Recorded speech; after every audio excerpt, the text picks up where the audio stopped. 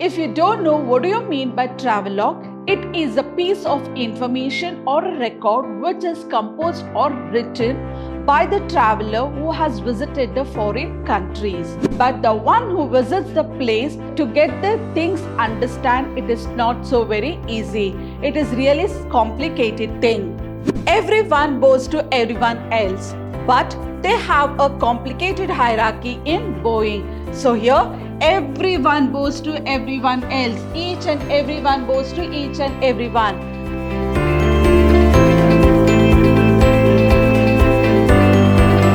Hello everyone, I'm Babita Tamaya, lecturer, Department of English, Vidhyaashram Pre-University College, the Temple of Excellence, Mysuru. In my previous session, I had discussed about the poem Heaven If You're Not on Earth. In my today's session, I'll be discussing about Japan and Brazil through a traveler's eye. Before I move on to the chapter, let me tell you some interesting facts. Did you know that there are 195 nations in our world? And out of 195 nations, 193 are recognized by United Nations. Now, why I am talking about this? Because we travel from place to place, country to country. The people differs, the custom differs, language, culture, mannerism, food, everything differs. Let's see what is happening in the chapter Japan and Brazil through a traveler's eye written by George Mikes.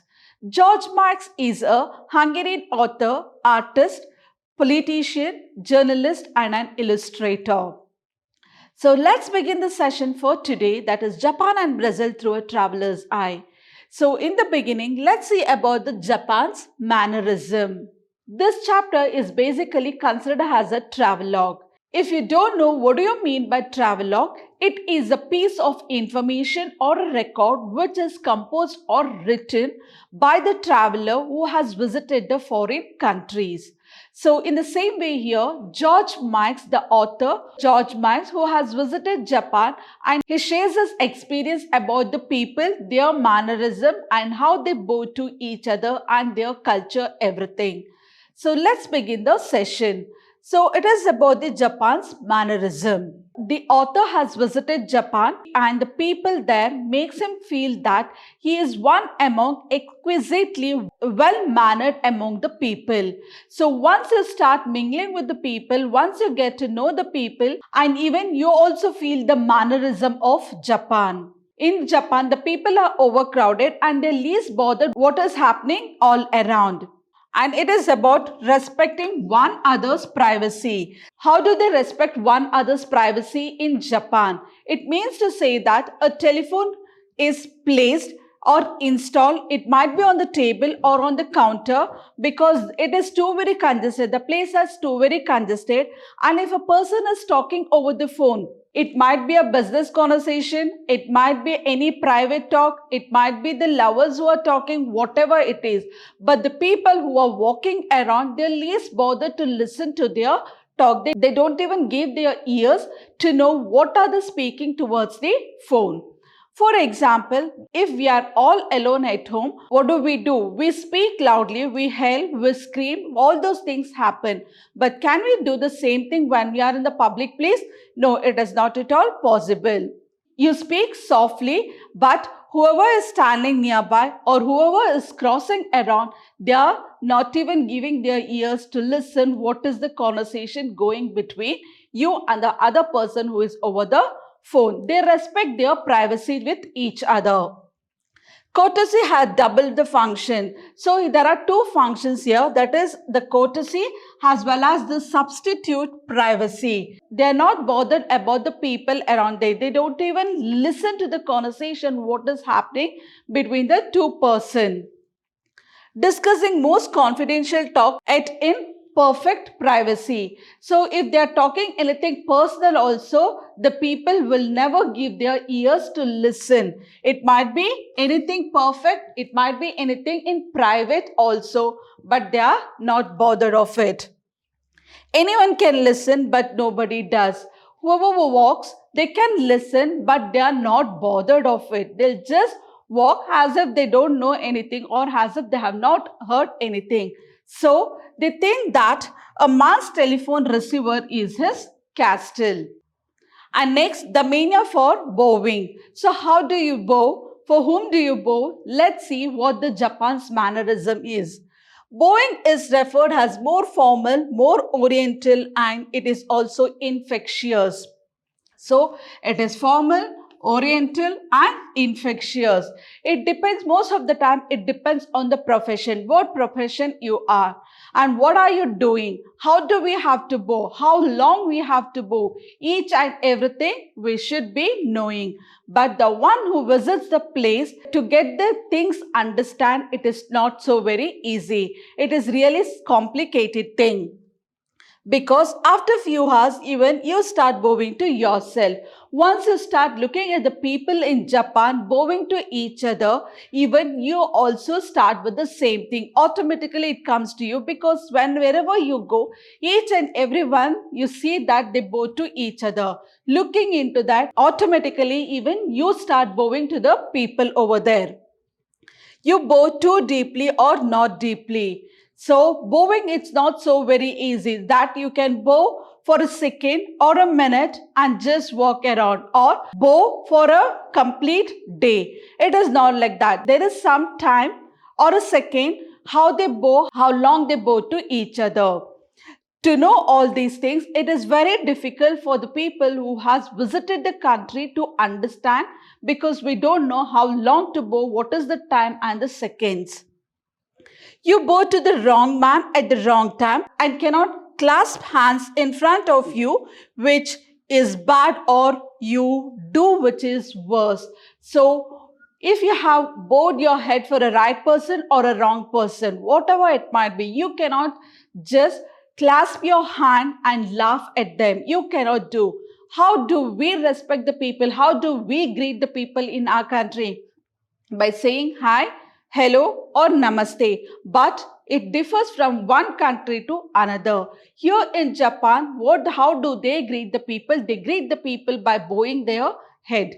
But the people who has visited the country, it is really not so very easy to bow, because we don't know what profession they are into, where are they working into. So it is too very difficult, and we can't even laugh at the people when we see them.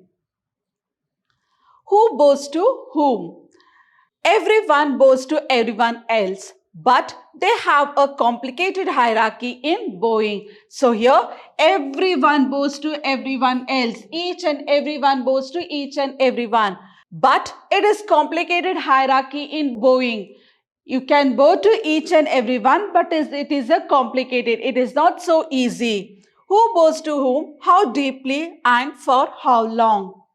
So it means to say that for whom you are bowing, it is very important to know, and how deeply. You cannot bend your head, you cannot bow your head like this and stand for one complete day, or for a second, or for a minute. There is some particular time meant for that, or a particular second meant for that. You have to watch all those things. And for the people of Japan, it is very easy to do, because it is their mannerism, or it is their custom what they are following. And for how long you bow. If two Japanese bow, neither is to straighten up before the other stands erect in front of him. So what happens here in the sense, if two Japanese people meet together, what they do in the sense, they both greet each other by bowing their head. But when we bow to the other people in the Japan, we will be not knowing when to stand erect. Once we bend our head, we will be not knowing the one who is standing in front of us is still bowing his head or he has stood erect. It is very complicated for us to understand. But the people of Japan, for them, it is really very easy to bow to each other, and for how long they can bow. And also, they know that when to straighten up once they bend their head. A little complicated to us, they manage it effortlessly. For us, it is complicated because we are not knowing about the mannerism, about the bowing. But the people of Japan, they know each and everything, how long, when, and when to stand straight. They know everything. But the other people who visit the country, they find it complicated. And here, the Japanese people, without effortlessly, they do it easily. Even the smallest difference in rank, standing, age, social position will be subtly reflected in that split second. So here it depends. Even from the smallest in rank, from the rank, it might be standing or the age or the social position, whatever the profession they are into, but each and everything it differs here. Family rules to bow. Bowing is also into the families also. They need to follow some rules and regulations in the family. Who should bow to whom in the family? There are basic rules in the family as well. What we see outside the house, the people how they bow to each other, for whom they bow and how long they bow. What we see outside the house, the same thing should be followed in the family also. Here, the wife has to bow her husband, child to the father, younger brother to the elder brother, and sister bow to all the elder members of whatever age they are. This is what they follow in their family, for whom they have to bow their head. Bowing in public places. How do you bow in the public places? Bowing girls on top of the escalators whose duty is to bow to all and sundry. Here in Japan, they hire girls only to welcome or greet the people. Only for bowing, they hire the girls there. Bowing girls on top of escalators whose duty is to bow to all and sundry. So it means to say that what is her duty to do? Even in the escalators or in the shops, wherever you go, there are girls hired. What is the duty they have to do in the sense? They have to bow to each and everyone whoever visits there. But what happens in our country?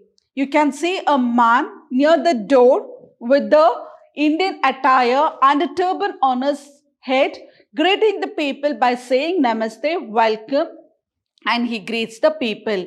But in Japan, it is not like that. Only the girls are hired where they bow to each and everyone to greet the people. Our next scene is about what happens in the train, what the conductors do. When we see the two conductors bowing to each other, we feel that we are seeing some scene over there.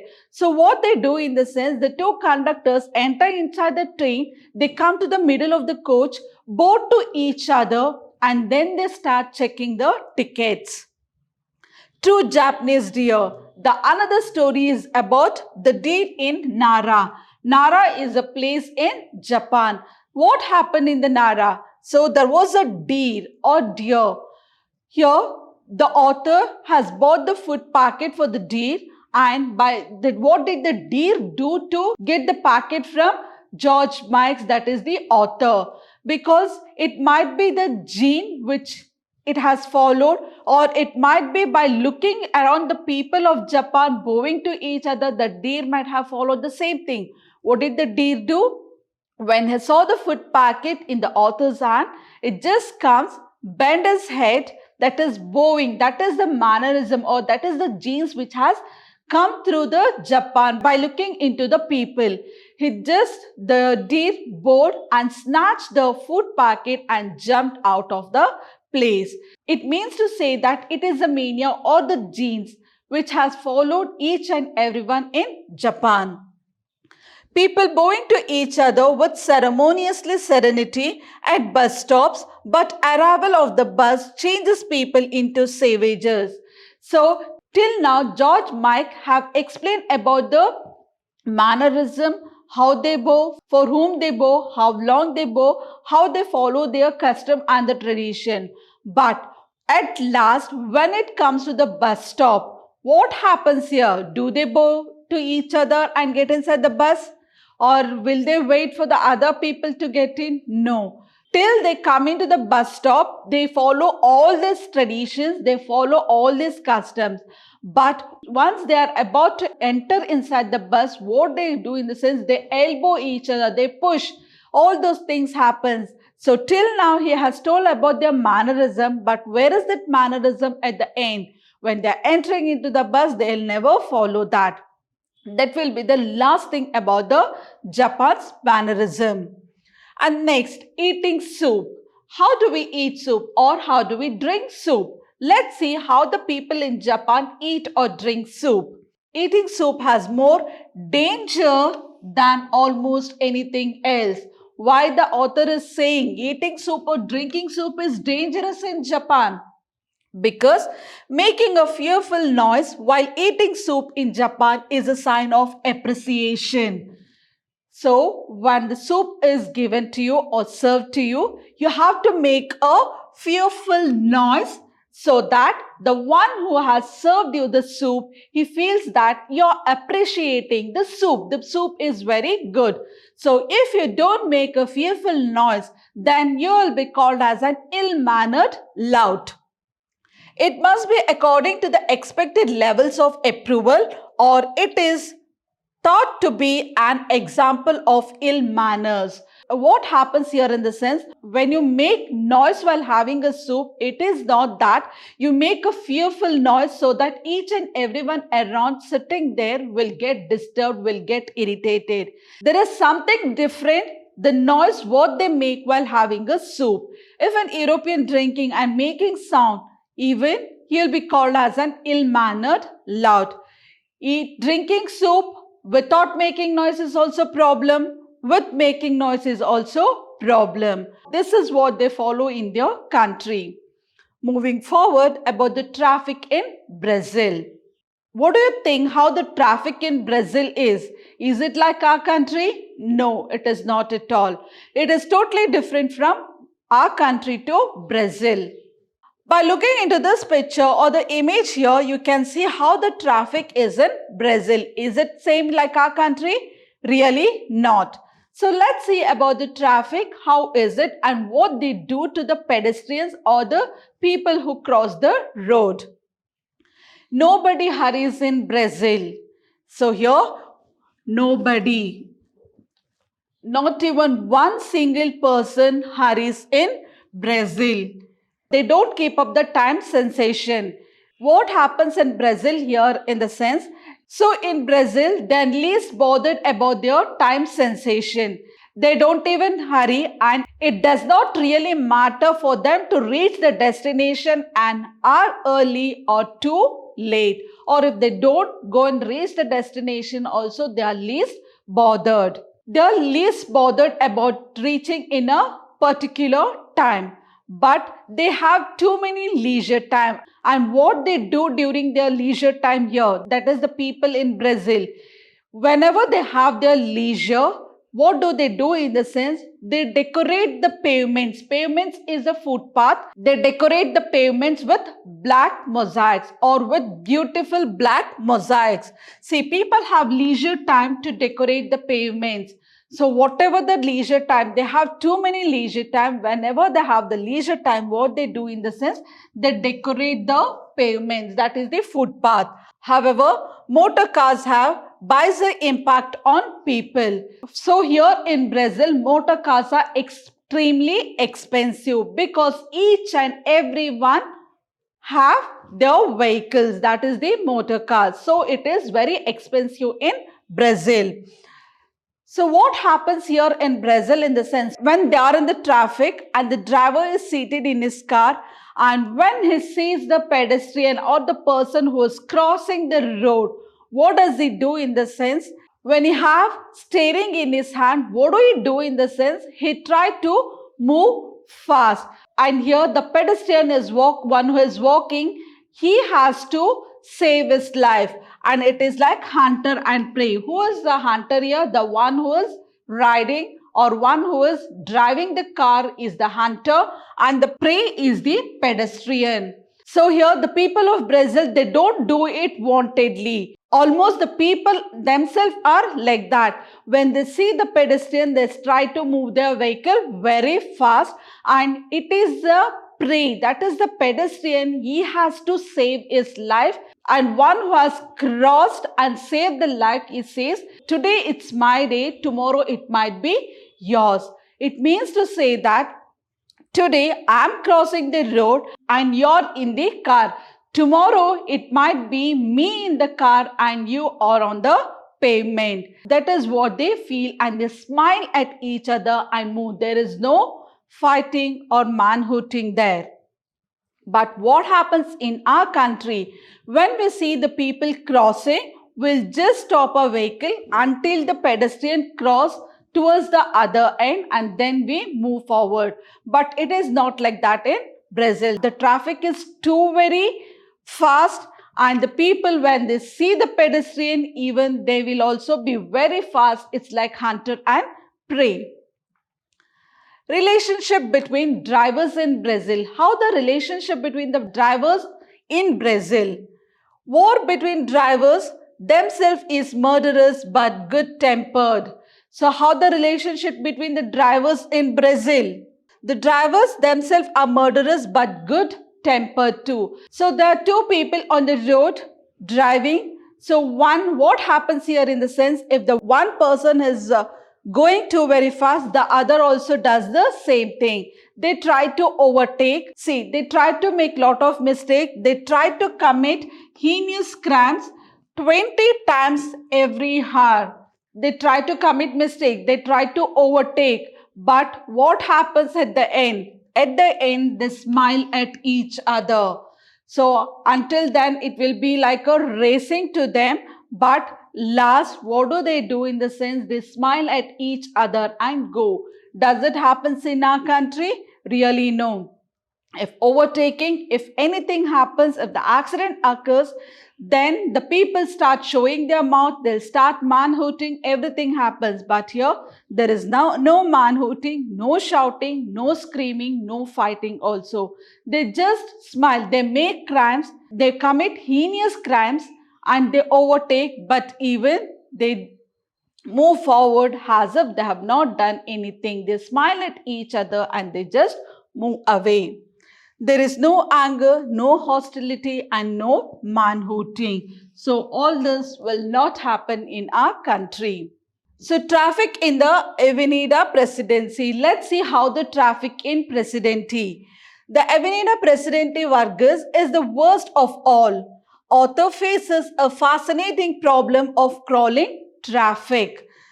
He witnesses a scene of two friends conversing in busy traffic. It is not like Brazil, but here the traffic in Avenida Presidente Vargas, it's really too very worst when it compared to Brazil. Here he has to anxiously wait when he can cross the road and move further. It is so very heavy traffic where he has to wait for an hour or more than an hour to cross the road. And author faces fascinating problem in crawling traffic. It's a crawling traffic. It is not so easy to move from one corner to the other corner. When there is a very huge traffic, what happens there in the sense? He sees that two friends conversing in that busy traffic. What happens here in the sense? One is in this place, the other one is in the other end. There, he just tried to identify his friend who is there in the other corner, that is in the other side, and he's just asking him, how did you go and reach there? Because it is too, the traffic is so heavy and they can't even move their vehicle an inch, and now he's asking, how did you reach from this place to that end in between this traffic?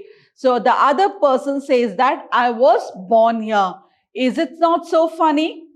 Yes, it is funny. This is how the people of Japan and Brazil. So the author has just tried to share his experience. These excerpts are chosen from the Land of Rising Yen. I'll be back with another session with the chapter The Otter.